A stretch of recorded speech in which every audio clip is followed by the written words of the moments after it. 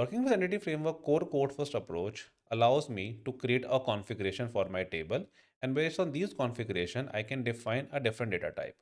So for example, in this current scenario, I'm having a table name as department that consists of two columns name as ID and department name.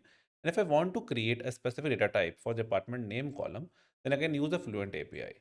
In order to work with the Fluent API, I need to create a separate class file, and that class file should inherit from an interface called as IEntityTypeConfiguration.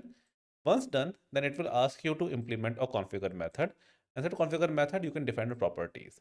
For example, if I want that department name should be of type 50 character of length, I can define builder.property.department name has max length 50 character. If I also want that it should be a required, I need to use another method which calls this is required. And in that way, this column will become not nullable with 50 character of length. I can also define a configuration like a primary key and foreign key with this command itself.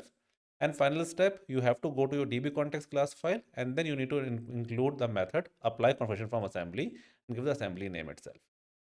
These steps will help you out to create a configuration for a particular table using a Fluent API into a .NET Core ecosystem. Now, this is just a tip of an iceberg. The entire Fluent API configuration is different, and I have recorded multiple steps into my channel. I will attach the description of that recording with this shot itself. Please watch that as well if you want to learn a Fluent API configuration into an EF Core ecosystem. Thank you.